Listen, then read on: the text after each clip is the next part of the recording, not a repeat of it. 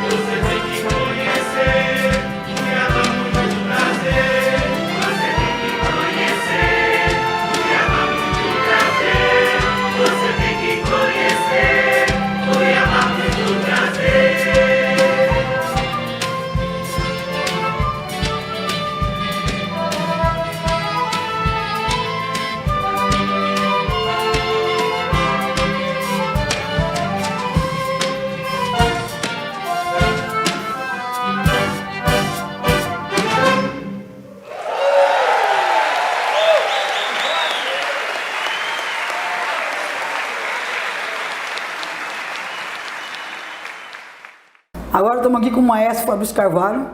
Vamos falar um pouquinho sobre o backstage. Bom, Madonna, primeiro agradecer o convite, muito feliz de estar aqui, e acho fundamental esse trabalho que você está fazendo, porque isso estimula aqueles que querem produzir espetáculos a fazer direito, né? Então, o backstage, o que antecede a produção anterior de um grande espetáculo, é fundamental, né? E eu trabalho com grandes estruturas, né? Quer seja na Orquestra Sinfônica da UFMT, quer seja na Companhia Sinfônica, em grandes espetáculos, grandes produções privadas, né? Que é o nosso forte, e isso faz uma diferença enorme, que diz muito respeito ao planejamento do evento, o planejamento do concerto, o planejamento da ação, e esse processo do planejamento ele é fundamental para que você possa montar um backstage, montar um rider técnico, montar uma pré-estrutura e não ter problemas durante o espetáculo. Porque se você fizer esse cuidado todo, esse planejamento, se cercar dos melhores profissionais, ter o melhor palco, ter o melhor som, ter a melhor estrutura, mesmo assim você corre o risco de ter problemas num concerto ao vivo, numa apresentação ao vivo, que é normal. Então, se você puder se prevenir, e aí é o planejamento que você fala com propriedade, é a consultoria de gente que conhece, é você conhecer na íntegra a realidade do espetáculo que você vai montar, para prevenir aquilo que possa vir a acontecer, é você ter uma boa relação com prestadores de serviço de qualidade, né? Ter isso tudo mapeado, ter isso tudo orçado, ter isso tudo planejado para que a hora que você for executar a quantidade de erros seja mínima, né? E numa orquestra sinfônica você tem um mar de gente trabalhando, né? Você tem os músicos, um alegre instrumento, né? Instrumentos das mais variadas vertentes e tamanhos, que precisam de uma estrutura, que precisam de um mega palco, de uma mega estrutura, né, de suporte, de segurança. Então tudo isso leva a gente a pensar com muita antecedência na questão do planejamento, da questão da produção anterior, para que na hora que o backstage esteja montado com toda a segurança, com todo o profissionalismo, com todo o cuidado que um grande concerto, que um grande evento merece.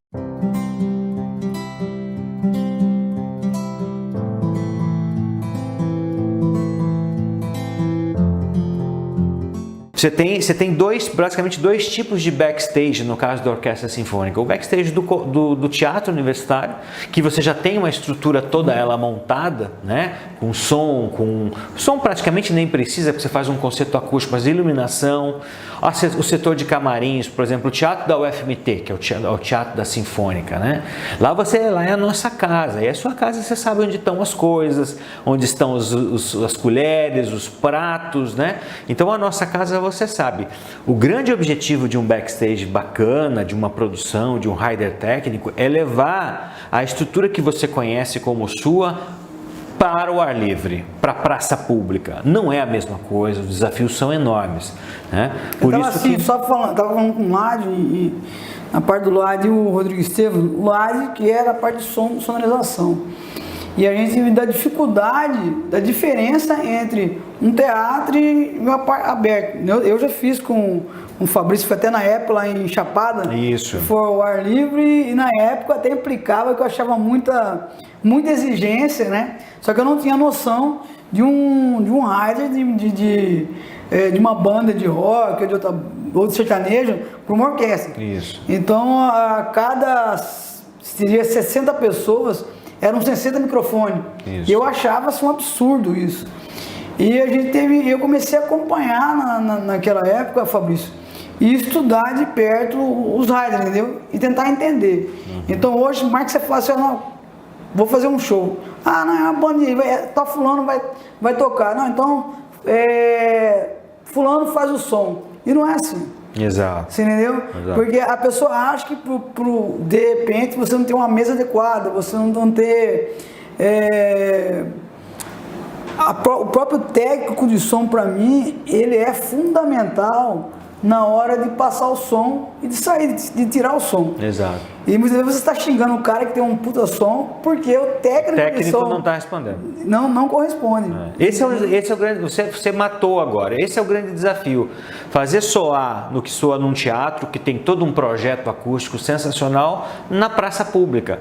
É fundamental o material técnico, um bom equipamento de qualidade, né? Que possa cumprir essa função de captar o som e transmitir para as pessoas com a fidelidade que precisa. E é fundamental esse cara que fica atrás da mesa, um bom técnico de som, porque no caso da orquestra você pega o som de 60 pessoas e coloca na mão desse cara. Se esse cara colocar mais grave e mais agudo, ele arrebenta com o teu som geral, né? Numa chavinha só. Então, esse conjunto entre a parte técnica, tecnológica e a parte humana, num grande espetáculo como é um concerto ao vivo de orquestra sinfônica, é fundamental. Isso tem que estar no planejamento. A gente tem a sorte Telade, tem bons técnicos, o próprio Rodrigo no projeto da coisa. Esse concerto que você está falando, acho que foi com a Gal Costa, né?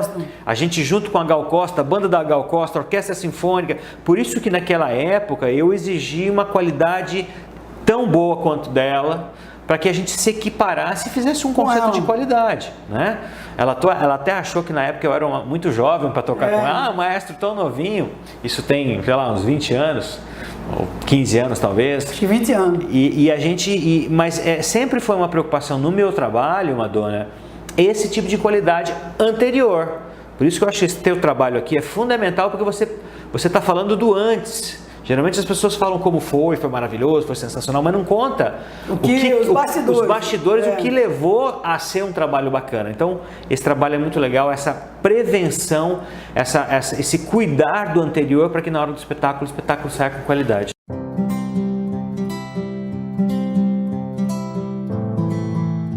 E as pessoas não têm noção do tamanho do espaço físico que uma orquestra a dimensão que tem. Verdade. Tanto você fala assim, um palco de 8x4, não vai fazer. Não cabe. Entendeu? Não vai fazer. Mas 8x4 ele faz um show. Dependendo do tamanho da banda. Dependendo do tamanho da banda, mas você consegue fazer. É o mínimo, é um palco mínimo hoje. Hoje a gente está acostumado a fazer de 14 por 25. Isso. Essa é quase o básico que todo mundo está fazendo, né? E até tem muitos, eu até estava vendo que a orquestra mesmo, acho que foi no Vem Arena, sim, né? Você tem o artista toca na frente, no chão, e você faz aquela parte de degradê para que possa acoplar num espaço mínimo. Exato. Né? Você possa, inclusive, dar a visibilidade para quem está assistindo lá atrás, os músicos que estão lá no final possam ser vistos. Então você faz aquele nivelamento e bota os últimos números, a percussão, a parte de metais lá em cima, para que possa ser visto. O tamanho do palco... Porque na orquestra todo mundo é artista. Não, e você sai da sua casa para ver o músico, né? É diferente da banda. A banda, o vocal é o artista. Aí... Não fala isso pros caras da guitarra, do baixo, que eles vão ficar chateados. Mas é assim, entendeu? Mas em tese, todo mundo tem o mesmo nível de importância, na orquestra, na banda, quer que seja... Mas assim, na orquestra é ligado a você, que é o maestro, e todos têm o seu destaque. Todos. Entendeu? Por isso que a gente usa esse subir do palco para quem está lá atrás na plateia possa ver o cara da percussão, o cara do trombone, porque ele fica lá atrás, porque a capacidade sonora do instrumento dele é muito maior. Só por isso que ele está lá atrás. É só por conta disso. Por que os violinos, as violas, os violoncelos, os contrabaixos estão aqui na frente? Porque eles têm menor propensão à dinâmica sonora. Um trombone toca muito mais alto do que um violino. Por isso que ele fica lá atrás. Então, essa é a questão dessa identificação. E a questão do tamanho do palco é muito importante a gente dizer isso, porque às vezes o produtor bate cabeça com um palco pequeno. Não adianta você tentar juntar demais, porque você perde a mobilidade e perde a estética do espetáculo. O teatro da UFMT, por exemplo, ele tem 11 metros de boca por 16 de fundo e 25 de urdimento. O urdimento é essa distância do palco, do chão do palco, até o final pé dele. Pé direito, você fala? Só que o urdimento é diferente do pé direito, porque o urdimento ele sobe com cenários, desce cenários, principalmente para ópera, né? Então tem o pé direito e tem o urdimento, que é um espaço maior, né, no palco. Nos palcos que a sinfônica... Mas aí, por exemplo, no palco do Teatro Universitário, você não precisa de caixa de som, você não precisa de microfone, a acústica já é natural. Você pega um grande palco, né? E a gente tem montadores de palco sensacional aqui em Cuiabá, o Bravo e tudo mais. Você tem que ter um palco maior, porque você coloca o side, os retornos e tudo isso vai ocupando espaço. Mais a área de circulação dos técnicos. Então é um palco de 14 de boca por no mínimo 25 de fundo. É esse palco que você falou. Por isso que o palco da Sinfônica ao ar livre fica tão grande, né? Se explica por conta disso.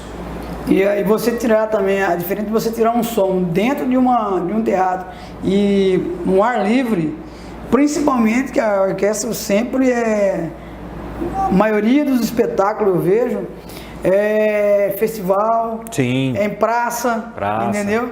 E é onde tudo acontece. A Sinfônica da UFMT tem essa característica, né? De a gente misturar um pouco as coisas, até para atender todos os gostos. Nós somos uma orquestra pública. Então é importante que a gente dialogue entre o erudito e o popular, trazendo o público do erudito para se conhecer os nossos artistas e levar os nossos artistas para conhecer Bach, Beethoven, junto com a orquestra. Eletrônico, lambadão, rock, rasqueado, choro. Eu não tenho preconceito, eu gosto de boa música. E como a gente se relaciona com basicamente todos os artistas da cidade, do estado, eu quero que esses caras sempre toquem com a gente para que a gente possa agregar valor no trabalho de todos. E aí, ofertar o trabalho da qualidade, o planejamento para todos. Se é um bom palco, se é um bom som, é um bom palco, é um bom som para todo mundo. Os artistas que estão nos assistindo sabem que de vez em quando eu tenho que tocar em palco nacional, é um equipamento para o nacional e um equipamento para o regional. Nós temos que lutar contra isso. É o mesmo equipamento, é a mesma qualidade. Eu sempre briguei por causa disso aí, entendeu? Eu sempre briguei porque assim...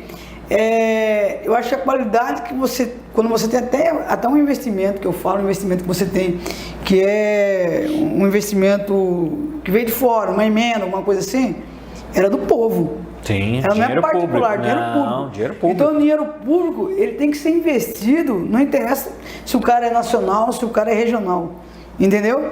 Concordo. E isso aí tem que ser investido, porque é a vez que ele está se sentindo como se fosse um artista nacional. Concordo. E eu sempre briguei com isso, porque eu achava até camarim, eu brigava porque não tinha, porque sempre tinha que ter o camarim do artista nacional. Aí o regional era misturado com todo mundo. E os grandes festivais, por exemplo, de rock no mundo, principalmente na década de 80, 90, Live Aid e tantos outros, todo mundo ficava junto, todo mundo tocava no mesmo instrumento, todo mundo... Mas o rock é assim. O rock tem essa característica, né, da irmandade. O rock tem assim, o resto... O pop nem tanto. Não. Você estava no dia da Gal Costa, a gente colocou a orquestra dentro do palco, todo mundo ficou meio assim porque ia dividir o palco com a Gal Costa. Depois que eles nos conheceram, que o maestro Cristóvão Bastos me conheceu, a gente ensaiou, aí o Cristóvão ficou tranquilo, viu que a gente ia fazer um bom trabalho, mas essa diferença entre estrutura para palco nacional, para palco regional, eu sou absolutamente contra.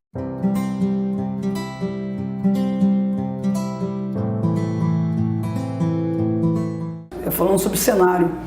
Antigamente você fazia um show, vamos supor, Leonardo, um show sertanejo, ou El Chan, vinha 50 bailarinos para quê? Para preencher. Entendeu? Hoje é praticamente 8 músicos, entendeu? E aí você vai ver o Gustavo, o Leonardo. O que eles mudaram? O cenário.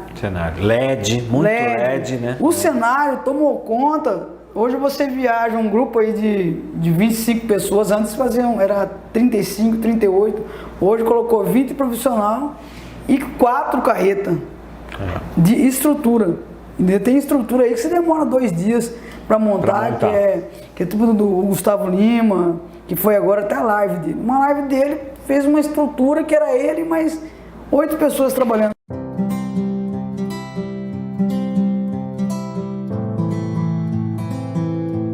E aí você imagina o que vai acontecer com o mercado pós-pandemia. Vai ficar menor ainda, porque você agora vai ter o lance de, mas eu consegui fazer em live na minha casa e gerou tanto engajamento quanto eu fazia no grupo. Então as coisas vão continuar mudando. Eu não sei como é que vai ficar. Se vai voltar aquela grande estrutura ou se vai ser uma estrutura mista. Eu acredito que assim, muitas pessoas falam que agora o artista, tipo assim, ele deslocava, ele tinha que ter som, segurança, um monte de coisa, sobrou mais dinheiro para ele. Sim. Mas o artista que é artista, ele não vai só no dinheiro. Se ele não tiver o público na frente, ele precisa do interagindo, eles já estão ficando assim, já no limite. No limite, entendeu? Entendeu? Eu tava vendo acho que era do Gustavo Lima, acho que com o Leonardo. Você não interage, você não tem que interagir. Não tem aquele aplauso final das músicas, o artista fica meio sem graça, né? Uma coisa. E aí agora acabou. Não tem aquele uau! Não. Então, serão momentos diferentes. Os caras ficam bêbados até mais rápido. E eu acho que isso vai mexer na questão do rider, vai mexer na questão da produção. Por isso que é legal, você já está antecipando isso tudo. O que virá? O que será o show business depois da pandemia? Vai ser mescla de híbrido com online, com povo sem povo? A cerveja está vendendo quase da mesma forma em casa. O pessoal está bebendo pra caramba, entendeu? Tá vendendo bem.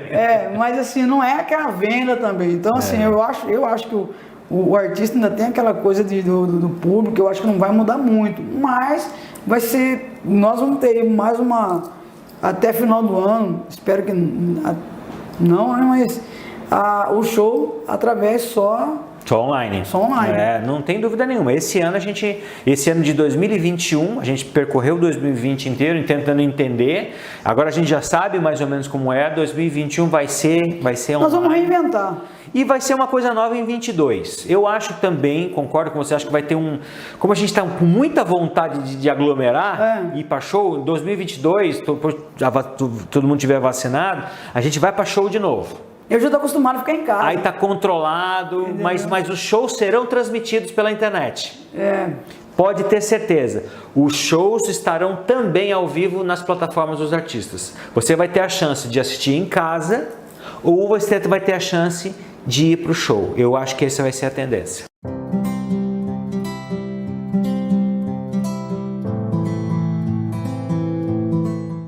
Maurício, para as pessoas que estão começando agora, até estava conversando com você sobre montar um rider, não é fácil, né? Não é fácil. Não é fácil não, porque depende muito da característica do show que você vai produzir. Né? Pode ser um dueto, 2 músicos, vai depender, ou pode ser uma orquestra de 80 músicos, vai depender do tamanho do público que você vai atender, vai depender do tamanho do local que você vai atender, vai depender do tamanho do formato que você vai adotar. Isso que você traz, por exemplo, dos novos cenários, isso é uma tendência mundial. Você vê U2... Que já tinha na época, não tinha no Brasil. Exatamente. U2, Roger Waters, Metallica, Kiss, todos eles já trabalhavam. Porque lá fora eles fazem 2 shows por ano. O artista, quando está estourado, ele faz 32 shows por mês. Tem lugar que eles fazem... por dia. Por dia. Porque como é que monta uma estrutura pesada dessa então por dia? Então não tem como. Só que agora eles vão começar a montar um show. Eu acredito em show grande, entendeu? De grande, igual o Vila Mix. E a outra coisa que eu estava vendo sobre... Eu mexo com regional também. Então, de vez em quando eu peço um rider, a pessoa não tem. Pequeno, eles não tem, aí você não tem como passar para o cara do som. Você entendeu? Então, muitos estavam naquela curiosidade, como montar um pequeno rider, como começar a montar um pequeno rider, como tentar construir um pequeno rider. Sim. Então, essa é uma questão bem importante, porque além de depender, né, da qualidade do trabalho, depende da qualidade das pessoas que vão estar prestando. Assim, o que a gente pode dizer para quem quer começar a trabalhar com isso não tem jeito de aprender a não ser fazendo, né, e ao mesmo tempo estudando. Entra nos grandes sites das grandes bandas, dos artistas nacionais, lá tem uma partezinha, agenda, contato, rider. Estuda aqueles rider, o plano, sabe, a disposição do mapa, procura na internet tudo em relação a isso, porque você se antecipa com alguns problemas e pode criar suas próprias soluções.